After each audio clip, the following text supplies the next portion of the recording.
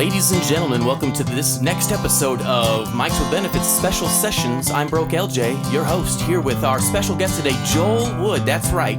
He's been away from the stage for too long, so we thought we'd bring him right here to Sun's Room Studio, put him right in your face, put him everywhere.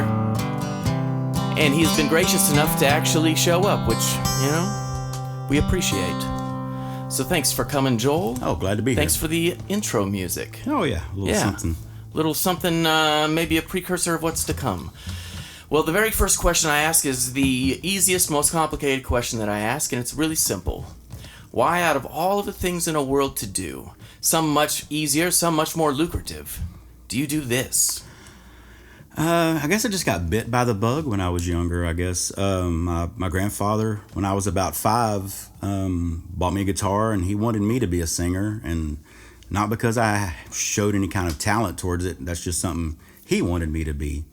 And he got me a few lessons from a guy he knew that played guitar. It wasn't real like any theory. He just showed me some chords. And like anything else a 5-year-old does, it's like I didn't want to be a part of it and threw it down. I don't want to be that. And when I was about 16, I was at my dad's house and found an old guitar in the back of his closet. Had no idea my dad even played guitar, had a guitar, anything. Probably had a couple of strings on it, and still I couldn't sing at this point. I mean, I was awful. And so I said, hey, can I have that? And he said, yeah. So took it home, back to Waco, took it to Halsey Music Company, used to be on Lake Air Drive, and they sold me some strings and a tuner and a chord book.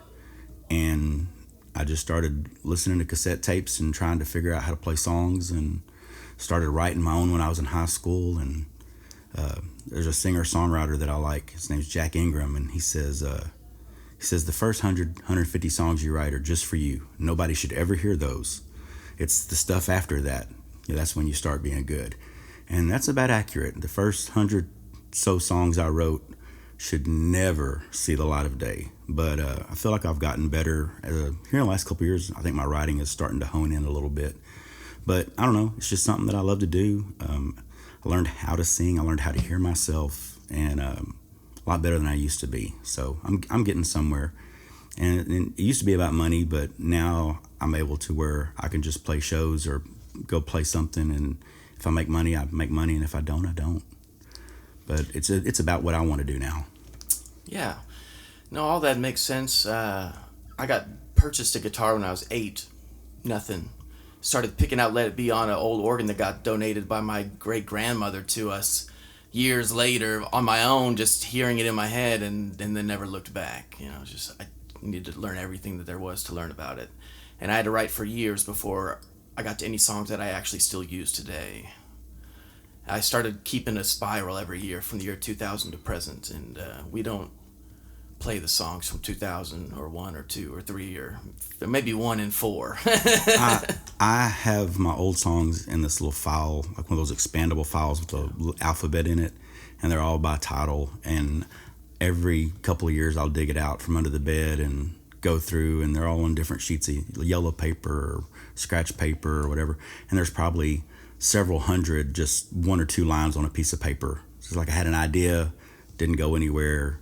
It's kind of like, okay, do any of these do these now resonate? Is there something there now that maybe I missed before? And I'll go through and I'll play some of those old songs. I'm like, yep, that's why they're under the bed. So we're still not ready for the world to have those. Well, posthumously released, That's when they release the C-sides. But Prince does it the best. They put out Prince's stuff and it just sounds like Prince. Well, Prince isn't a normal musician. No, he is not. All right, so I guess first song, what's the name? What's it about? This is a song called Mexican Beer, and it's just a kind of a Mexican vibe, kind of a little bit of a Latin feel to it, and it's just about a man who starts his life over in Mexico. All he wants to do is drink that Mexican beer. Great.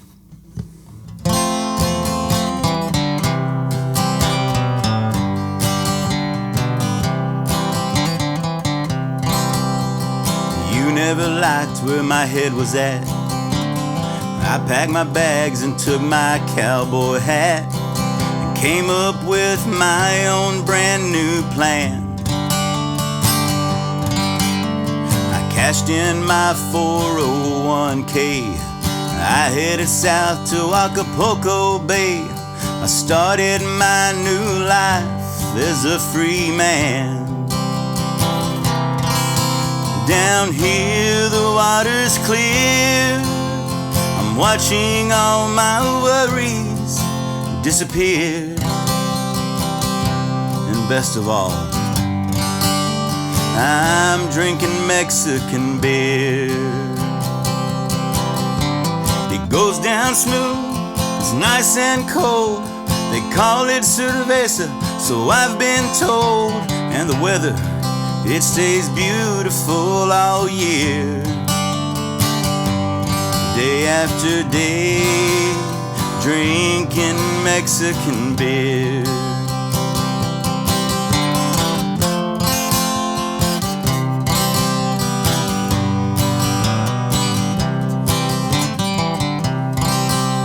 The sun is hot, but I found me some shade. Guess you could say that I've got it made. I finally forgot the troubles I knew. Now I've made some new friends. They call me El Tigre. Don't know what it means, but we drink every day from sun up to sundown. Girl, I ain't missing you.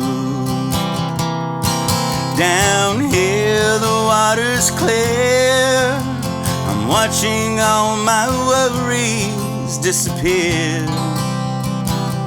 And best of all, I'm still drinking Mexican beer. It goes down smooth, it's nice and cold. They call it cerveza, yes I've been told. And the weather, it stays beautiful all year.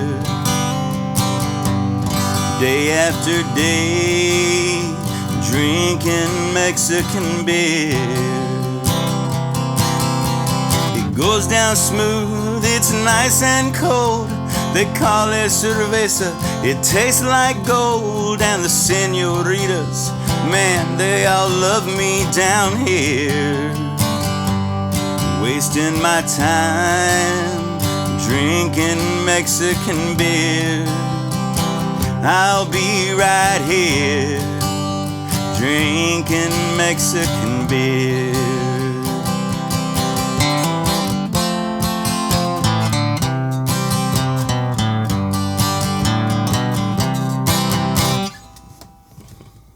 I think that's still one of my favorites that you do. I really like that one there. My band is, we had full band practice last week, prepping for trying to get some full band recordings. Just everybody working out parts and things like that. And, what do you think about this? And actually layering some stuff, between guitars and fiddle. And instead of just me playing it and them following me along, actually working out parts. So it was really great. And this is probably one of the first ones we're going to do. You find someone to play trumpet on it yet? I have 2 trumpet players in my house that both have refused. That is disappointing. It really is, but I love them. They're good kids. All right. Well, it seems to have evolved a little bit from the first time I heard it. The more I play it, I find different ways of, nothing's set in stone. Even if I record it, it's music is fluid, and it's, there's no reason that it can't ever, be ever changing. As long as the heart and soul of it is still there, you can put different flavors on it, slow it down, speed it up. There's a musician, his name's Ian Moore, and years ago he put an album. It was kind of like a Stevie Ray Vaughan blues Texas rock album, and he had a song on there called Satisfied. Great song. And over the years, and he's done it so many different ways, like stripped down acoustic, full on rock, more blues. It's just, the song is still there, but every way he's done it is like, yep, that's how that song should be. And you hear it again, it's like, oh, that's how that song should be. But every one of them is right. So, it boils down to the song itself, not necessarily what you do with it. Well, Joel? Yes. Where are you from? I'm born and raised here in Waco. Waco, Texas native. Yep. All right, guys. It doesn't get any more clean than that. Usually that's a convoluted story about all of the places a person has been, and Joel's Waco, greater Waco area, not... We bounced around a lot when I was a kid. I mean, I've lived in a bunch of different places, but I mean, it's all been basically here. Yeah, and born Old Hillcrest Hospital? Old Hillcrest. Well, how'd you feel when they knocked it down? Sometimes the buildings just got to go. I had 2 children born in that same hospital. Yeah. My youngest sister is the only of the 7 of us who was born in Texas, and she was born there. The rest of us were born in American Fork, Utah. But okay. That's for a different story and a different podcast.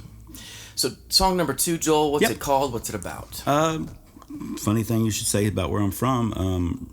I was born in Waco, but right after I was born, we moved to Fairfield, Texas, where my dad worked at the power plant up there. And we lived in Fairfield for a few years. And then my mom and dad got divorced, and we moved back to Waco, and been here ever since after that. But this song is called My Daddy Was the Radio. This is a very true story. Like 99% of this song is factual. And it just kind of tells the story of my relationship with my dad and some things that really stick out in my mind from my younger days when I spent time with him. This is called My Daddy Was the Radio.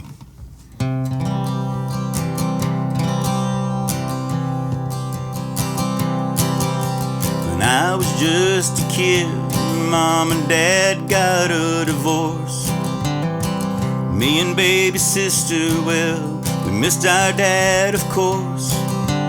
We moved with our mama to the town she grew up in. All the time I thought about how much I missed him. We got a little older, I was probably 8 or 9. Daddy, well, he went and he got married one more time. Started to see more of him than we did before. I think 'cause his new wife, she was making sure.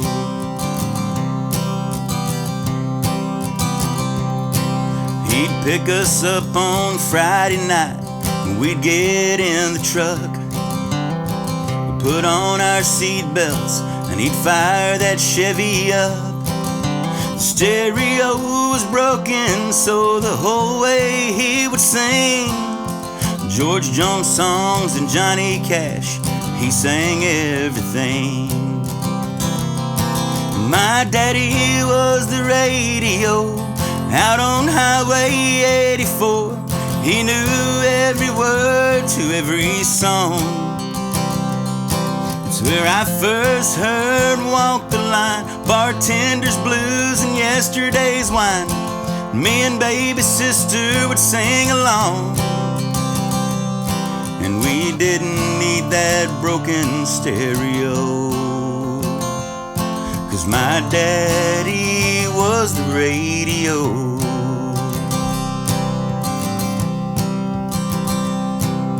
Sunday evening would come around, we'd pack up our bags, jump in that old 85 so he could bring us back. An hour between his house and ours on a 2-lane blacktop road. We'd sit on that old bench seat, he'd put on a show. And my daddy was the radio out on Highway 84. He knew every word to every song. It's where I first heard Folsom Prison Blues, The Race Is On, and a boy named Sue. And me and baby sister would sing along, and we didn't need that broken stereo, 'cause my daddy was the radio.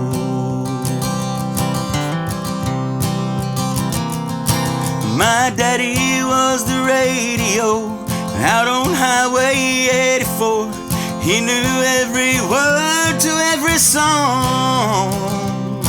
It's where I first heard Walk the Line, Bartender's Blues, and Yesterday's Wine. Me and little Mariah would sing along We didn't need that broken stereo. My daddy was the radio. No, we didn't need that old broken stereo. My daddy was the radio.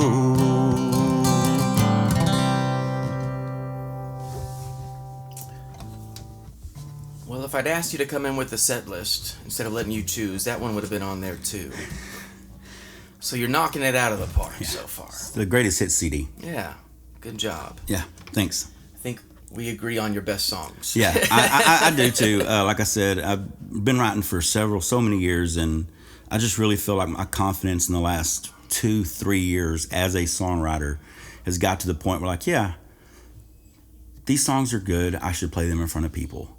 And even for years and years before that, I had songs that I thought were good, and I'd play them, and I was like, oh, it needs something, and that hook is cheesy, or that hook isn't, But now, when I'm writing songs, I'm like, yes, Joel, you wrote that? That's a good song. So, yeah, I'm at that point now, I think, where I'm really happy with my writing.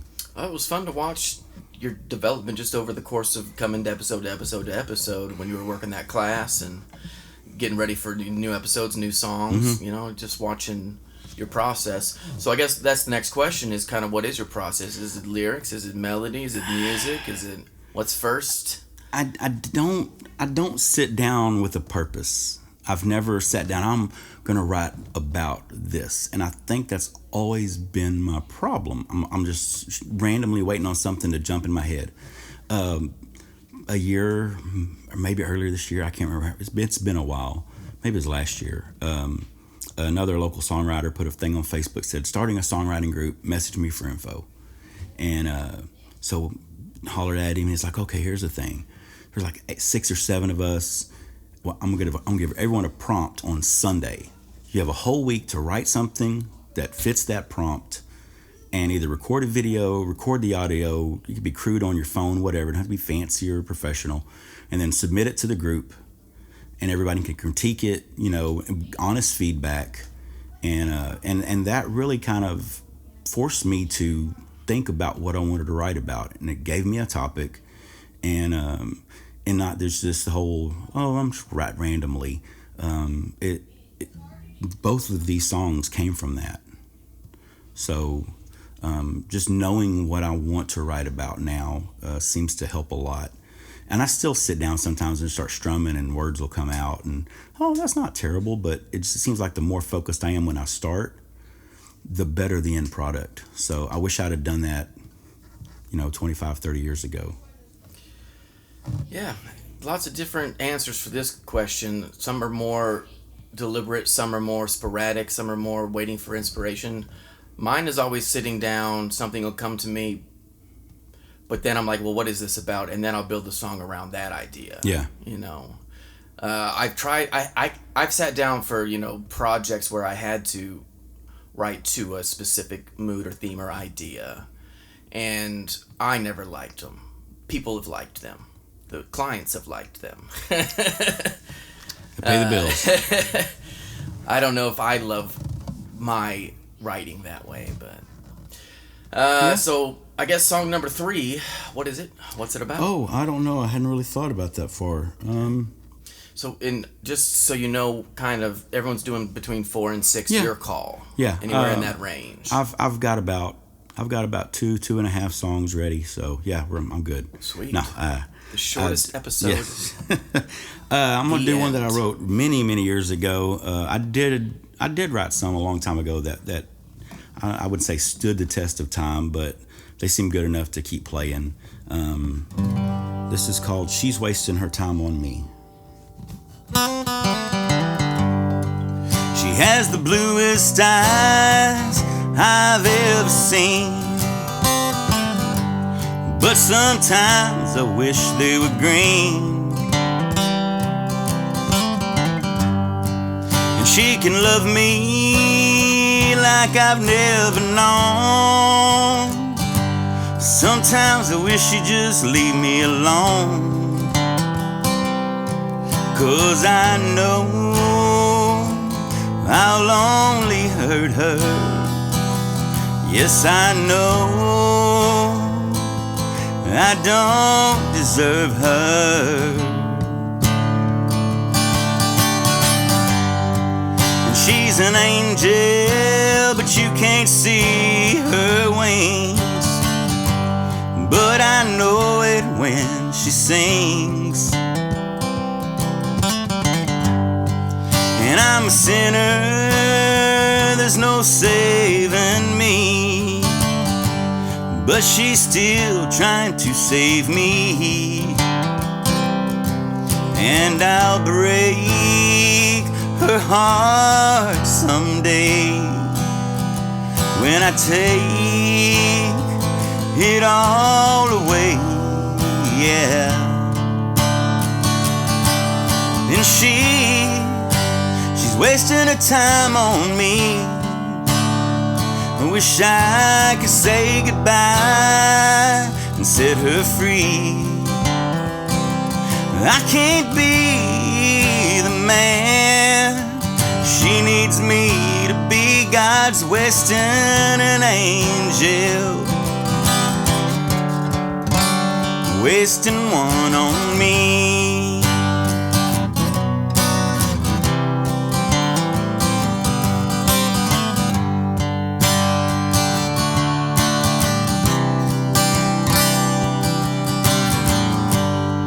She's got the bluest eyes I've ever seen. Sometimes I wish they were green. And she can love me like I've never known. Sometimes I wish she'd just leave me alone. 'Cause I know I'll only hurt her. Yeah, I know I don't deserve her. 'Cause she's wasting her time on me. I know I should say goodbye and set her free. I can't be the man she needs me to be. God's wasting an angel. God's wasting an angel. Oh, God's wasting an angel, wasting one on me.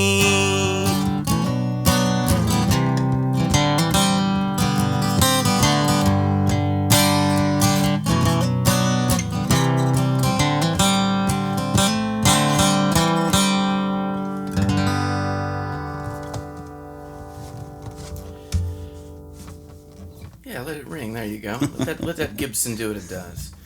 So I remember Megan Irby disagreeing with you on this song.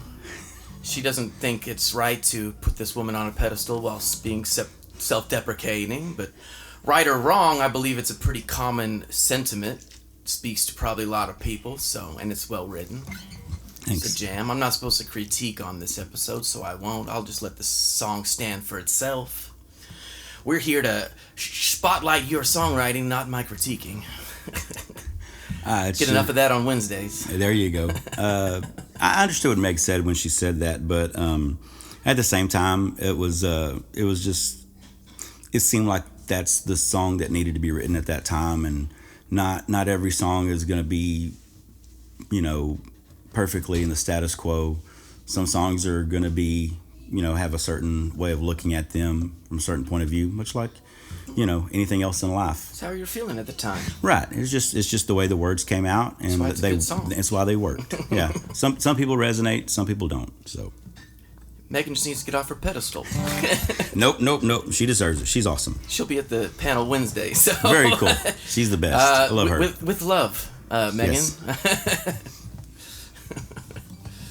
Agree to disagree. Catch us Wednesday. Megan Irby on the panel, July 29th. Wednesday. Yeah, she's good people. Yeah, it's gonna be great having her back on the show. I haven't seen her in a bit. since we did a show up in West at the Tipsy. Yes. Matter of fact, she and I last month, she and I and Colton Hawkins played at the Wings and Strings out in West. Okay. For their foundation, the Shelby Strong Foundation, and I'm playing a lot of these same songs that I played that day. It was kind of a round robin songwriter thing. And, nice. And I played a couple of them, and they were like, "Did you write that?" And I said, "Yeah." And they said, "Wow," So I was like, "Oh yeah, give me the big head, thanks, I appreciate it." So yeah, it was nice to hear Meg do her thing, and it's always fun. She's a great hang. So yeah, good people. So. Yeah, we want another one? Yeah. Or you got a question? You got something to ask me? Shoot me a song. All right. This one is nothing but cowboy chords, so you'll really like it. Oh, my favorite. It's a Christmas. No, it's not a Christmas song. I wouldn't do that to you. Good. It's July. Christmas in July. It's too hot for that shit. This is if I can play guitar. This is called. I've always been told that I write too many sad songs, like heartbreak and depression, and it's just, I don't know, that they say happy people listen to the music and sad people listen to the words. And so I've always been more focused on the words and trying to paint a picture, but they've always been sad.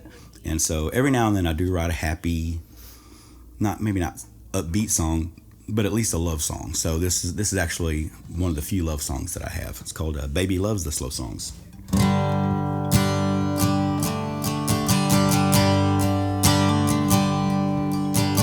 Dances to the music playing on the living room TV set. John Michael Montgomery, Tracy Lawrence, Tracy Bird, and Travis Tritt.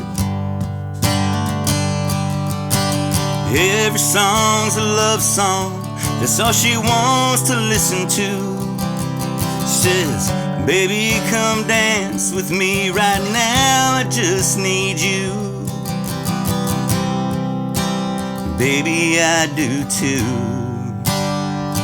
Baby loves the slow songs.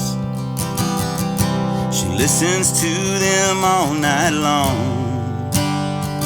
Baby loves the slow songs, and in her arms is right where I belong. And when the morning comes, we're still dancing along, 'cause baby loves the slow songs.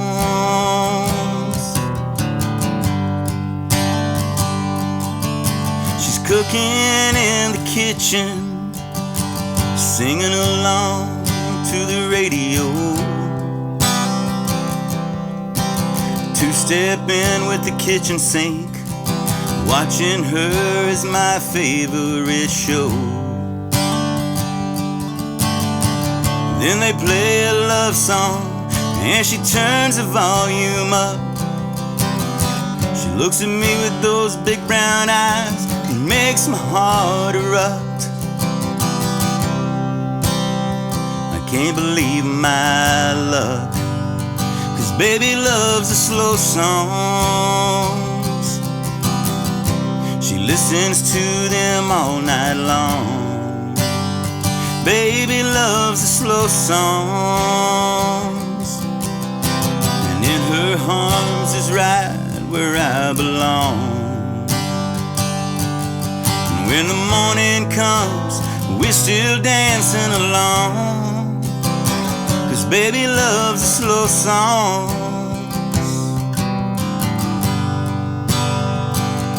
When that morning comes, we're still dancing along, baby loves the slow songs.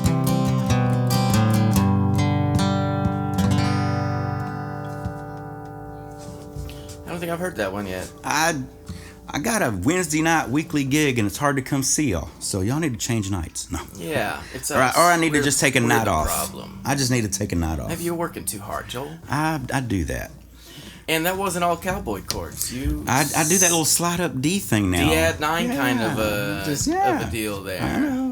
I'm getting there. And you got nice little runs in there. My favorite run is the down, down, down, down. Nothing drives a progression home like the walk down. I'll tell you what, I played so many years just acoustic shows that I had to learn how to put a little bass. Yeah. It's not just about, I can't just strum everything. There's got to be some kind of, it works in a band, but when you're sitting as much as you do solo, you gotta incorporate put things some, in there to keep the dynamics interesting. Right. And I've kind of learned that over the years. It's like, just little walk ups and walk downs and little hammers here and there. Yeah, just little, smoke and mirrors. Yeah, Smoke and mirrors. There you go. See, look at you, man, a fully developed musician over here. Shh! Don't tell anybody. It's a secret. He is professional as shit, y'all. So, what you got going on? Where can we find Joel Wood these days? Man, I don't even know where I'm at half the time. I got to write everything down or I'll forget. I'm just trying to book my band as much as possible. Picking up every little gig that just comes along. Follow me on Facebook. I post all my shows every week where I'm going to be. And that's under Joel Wood or Joel Wood Music? I have honestly, I need to do my music page more than I do. I usually just do a post on my personal page and then tag my music page. But it's Joel Wood Music on Facebook or just Joel Wood. Yeah, I'm out there. Just come find me. Yeah, and that'll have the details. And nothing's streaming yet, Joel? I've got like the one I played a little while ago. The She's Wasting Her Time on Me. I went to a little studio. 2010 and recorded 5 or 6 songs, made like a little acoustic EP. Yeah. And spent like 3 hours there and just knocked a few songs out, and they're on Spotify and different places. But I get tens of listeners. I'm crushing it out there. Tens of cents and a year. I almost made $10 last year. It was great. Hey guys, go stream his 10-year-old, 15, 16-year-old acoustic EP. Might heat up a little bit. And but you don't only got to listen to each song for 30 seconds to get him a royalty well, there for you that. go. You don't even gotta, if it sucks, skip to the next one. Ow. 30 seconds, that's all we're asking. Yeah, we're going to have some new stuff coming soon, so don't worry. Just be patient, it's coming. Good. We all would love to hear some of these new ones that you've been developing out there in the ether, somewhere other than Mics with Benefits. Yeah, I got a bunch of songs and trying to pull an old one back every now and then and breathe some new life into it, and maybe look at it from a different point of view than maybe I did when I wrote it. And I'm gonna play this one. It's called She Needs Me, and it's not the same old stuff that I normally write. There was a time when I thought I knew what I was doing, and I had like a little laptop and a little, I don't know, M Audio USB preamp thing and trial Ableton something. I don't know how to work it. And I got my telly out and I played this little riff and I was like, oh, that's catchy, and played it all the way through. Then I put acoustic to it and put a vocal to it, and it's like, oh, it sounds awful, but it's a song. So it's this isn't my norm, and I don't see it being something my band would play. But then I say, oh well, if I'm a songwriter, that doesn't mean somebody else couldn't sing it. That might fit their genre or their style a little more. For sale. Yeah, this song is for sale or rent. This is called She Needs Me.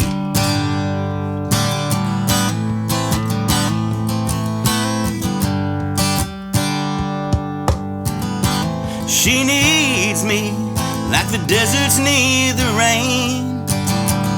She needs my love to take away all the pain. She needs the hands on the clock to stop when I'm holding her, 'cause she knows I have to leave, and when I leave, she needs me. Yes, she needs me. There are times when I'm not there, and I know that she's alone, and I would give anything in the world to be by her side. It can't be easy trying to love a man who's always gone, but she puts her heart and her soul out on the line for me. She needs me like the deserts need the rain. She needs my love to take away all the pain, and she needs the hand clock to stop when I'm holding her, 'cause she knows I have to leave, and when I leave, she needs me. Yeah, she needs me. Sometimes I'm not the man that she thinks I'll always be, and she doesn't try to change anything at all. Wish I could give her everything she deserves so I can see her smiling, but I can't, so I just hit the wall. And she needs me like the deserts need the rain. She needs my love to take away all the pain, and she needs hands on the clock to stop when I'm holding her, 'cause she knows I have to leave, and when I leave, she needs me. Yeah, she needs me. Oh, like the deserts need the rain. I can take away all her pain. She needs me.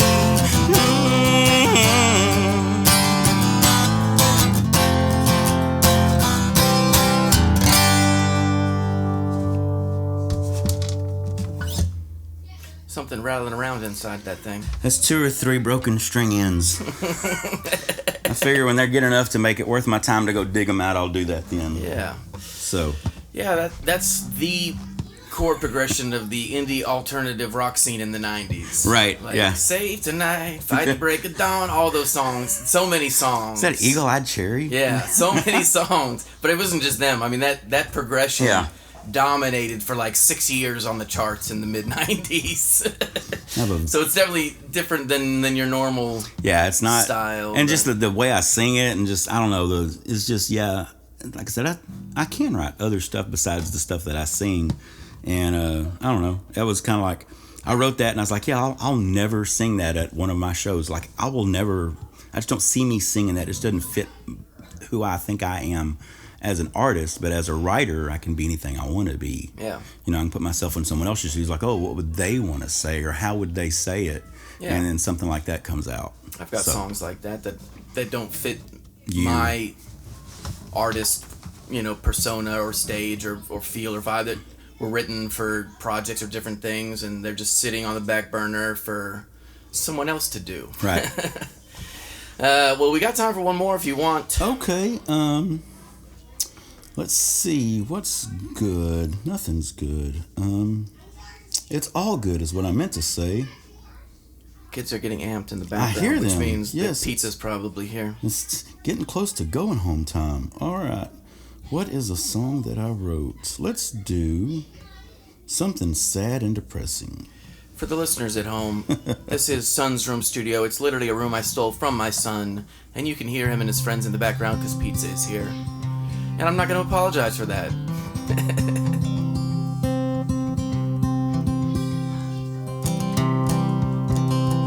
This is called I Always Wonder Why.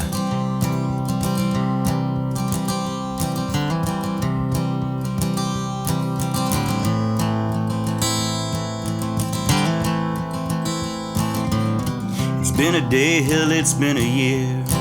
Things are hard since you're not here. I try to live, but it's rough out there. No one to hold, don't nobody care. Tell a lie and say I'm okay, but I'm not over this heartache. See you around from time to time. When I do, I lose my mind, and I always wonder why you ever said goodbye. We were something back in the day, then you up and walked away. tore my heart and world in two. Guess I'm not over you. Tried to move on after a while. There were tears behind every smile. Nothing hurts like the pain inside. The day you left is the day I died. And I always wonder why you ever said goodbye.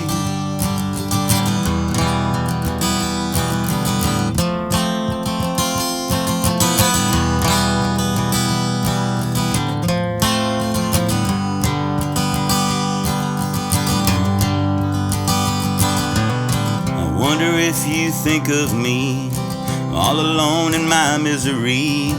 Life is great on your side of town, but over here the rain's pouring down. I tried and tried to find someone new, but none of them could ever be you. It's cold and dark and I'm scared as hell. From where you are, girl, you can't tell. And I always wonder why ever said goodbye.